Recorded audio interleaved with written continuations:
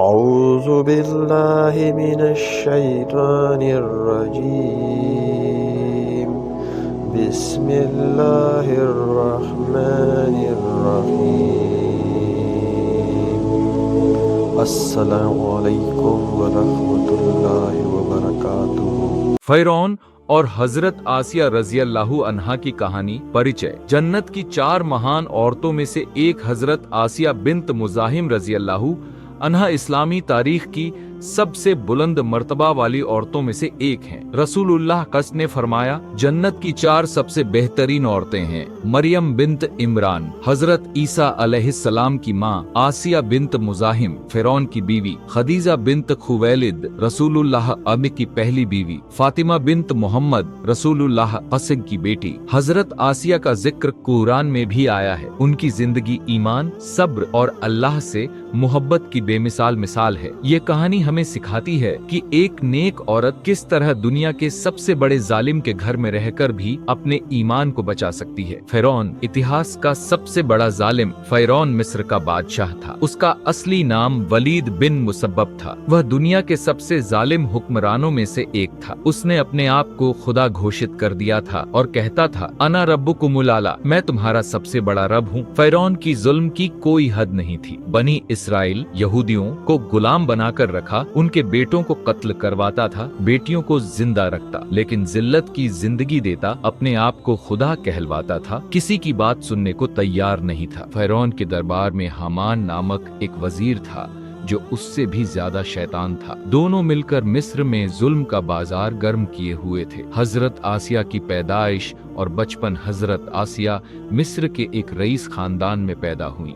ان کے والد کا نام مزاحم تھا جو فرعون کے دربار میں ایک بڑا عہدہ رکھتے تھے۔ آسیہ بچپن سے ہی بے حد خوبصورت، عقل مند اور نیک طبیعت کی تھی۔ ان کی تربیت ایک ایسے ماحول میں ہوئی جہاں فرعون کو خدا مانا جاتا تھا، لیکن اللہ تعالیٰ نے ان کے دل میں فطری توحید، ایک خدا پر یقین رکھ دی تھی۔ بچپن سے ہی انہیں یہ غلط لگتا تھا کہ ایک انسان کو خدا کہا جائے۔ زبردستی کی شادی ایک مجبوری۔ جب حضرت آسیہ جوان ہوئی تو ان کی خوبصورتی اور عقل مندی کی چرچا پورے مصر میں پھیل گئی۔ فرعون کی نظر جب ان پر پڑی تو وہ انہیں حاصل کرنے کا فیصلہ کر بیٹھا۔ زبردستی کا فیصلہ۔ فرعون نے آسیہ کے والد مزاحم کو بلایا اور کہا، میں تمہاری بیٹی سے شادی کرنا چاہتا ہوں، یہ مصر کی ملکہ بنے گی۔ یہ کوئی تجویز، پروپوزل نہیں، بلکہ ایک حکم تھا۔ مزاحم گھبرا گئے کیونکہ انکار کرنے کا مطلب موت تھا۔ فرعون ظالم اور خدا کا منکر تھا، لیکن منع کرنے کی ہمت کسی میں نہیں تھی۔ مزاحم نے گھر آ کر بیٹی سے بات کی۔ حضرت آسیہ رو پڑی۔ انہیں معلوم تھا کہ فرعون ایک کافر اور ظالم ہے، لیکن اس دور میں بیٹی کی کوئی مرضی نہیں پوچھی جاتی تھی، اور فرعون جیسے ظالم کا حکم تو بالکل ٹالا نہیں جا سکتا تھا۔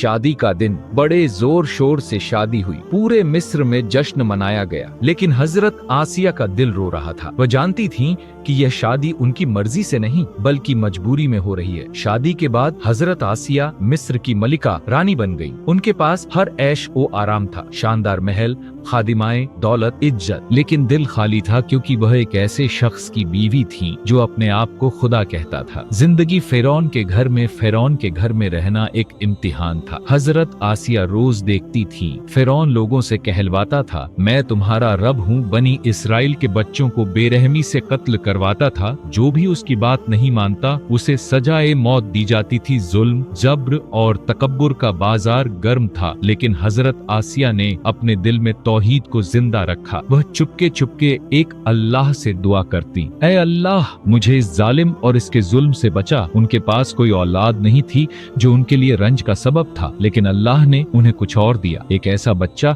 جو ان کی زندگی بدل دے گا۔ حضرت موسیٰ علیہ السلام کا آنا۔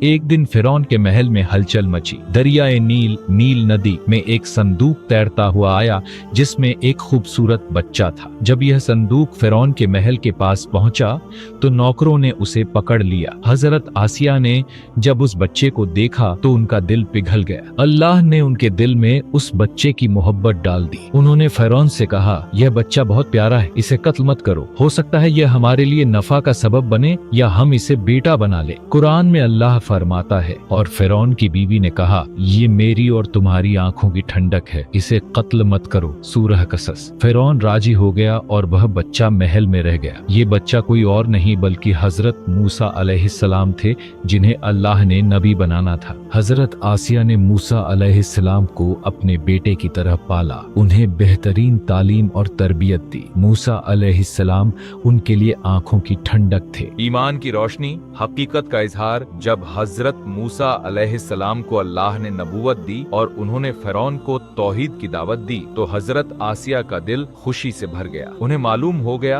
कि यह वही हक है जिसे वह ढूंढ रही थी। हजरत आसिया ने चुपके से ईमान कबूल कर लिया, लेकिन फिरौन के खौफ से वह अपने ईमान को छुपाए रखी। रात को अकेले में अल्लाह की इबादत करती और दुआ करती कि अल्लाह उन्हें फिरौन से निजात दे। ईमान का इजहार, सबसे बड़ी कुर्बानी। एक दिन फिरौन को पता चल गया कि आसिया ने मूसा अलैहिस्सलाम की तस्दीक की है और तौहीद पर ईमान ला चुकी है। फिरौन को यकीन नहीं आया। उसने गुस्से में कहा, तुम मेरी बीवी होकर, मिस्र की मलिका होकर मुझे छोड़कर मूसा के खुदा पर ईमान लाई हो। हजरत आसिया ने बड़ी हिम्मत से जवाब दिया, हाँ, मैं अल्लाह वाहिद पर ईमान लाती हूँ जो आसमानों और जमीन का रब है। तुम मेरे रब नहीं हो, न ही कोई इंसान रब हो सकता है। जुल्म की इंतहा, शहादत का वक्त। फिरौन आग बगूला हो गया। उसने हजरत आसिया पर बेहद जुल्म शुरू कर दिया। पहला मरहला, कैद और जंजीरें। हजरत आसिया को महल के एक अंधेरे कमरे में कैद कर दिया गया। उन पर जंजीरें डाल दी गईं। वह मल्लिका से कैदी बन गई। दूसरा मरहला, भूख और प्यास। उन्हें दिनों भूखा प्यासा रखा गया ताकि वह कमजोर हो जाए और अपना ईमान छोड़ दें, लेकिन हजरत आसिया का ईमान और मजबूत होता गया। तीसरा मरहला, कोड़े और यातनाएं। जब ईमान न छूटा तो फिरौन ने उन्हें कोड़े लगवाने का हुक्म दिया। उनके नाजुक जिस्म पर बेरहमी से कोड़े बरसाए गए, लेकिन उनकी जबान पर अल्लाह का नाम था। चौथा मरहला, धूप में लिटाना। तपती दोपहर में हजरत आसिया को खुले मैदान में लिटा दिया जाता। गर्म रेत और तेज धूप में उनका जिस्म जलता, लेकिन वह अल्लाह से दुआ करती।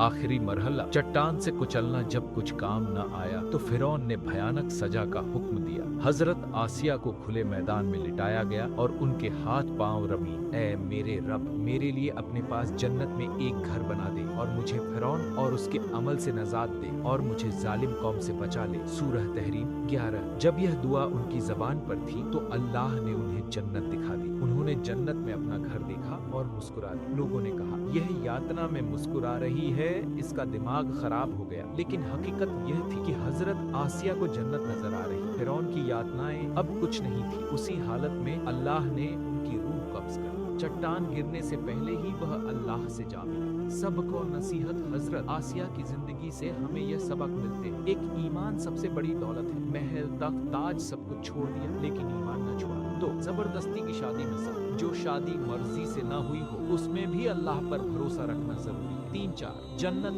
दुनिया से बेहतर। हजरत आसिया ने दुनिया की राहत की बजाय आखिरत की खुशी को चुना। 5, औरत की ताकत। एक नाजुक औरत ने दुनिया के सबसे ताकतवर जालिम का सामना किया। खातिमा, हजरत आसिया रज़ियल्लाहु अन्हा की जिंदगी हर मजलूम औरत के लिए मिसाल है। उन्होंने साबित कर दिया कि ईमान दुनिया की हर ताकत से बड़ा है। आज भी जब कोई मुसलमान औरत मुश्किल हालात में होती है तो हजरत आसिया की मिसाल उसे हिम्मत देती है। अल्लाह ताला हजरत आसिया रज़ियल्लाहु अन्हा के दर्जात बुलंद फरमाए और हमें भी उनकी तरह पक्का ईमान अता फरमाए। आमीन। आखिर तक वीडियो देखने के लिए आपका बहुत बहुत शुक्रिया। अगर आपको यह कहानी पसंद आई हो तो इस वीडियो को लाइक जरूर करें। अपनी राय कमेंट में लिखें ताकि हमें पता चल सके कि आपका दिल कैसी भावना महसूस कर रहा है। अगर आप हमारी ऐसी और इस्लामी कहानियाँ सुनना चाहते हैं तो चैनल को सब्सक्राइब करना न भूलें और बेल आइकन पर क्लिक कर दें ताकि नए वीडियो का संदेश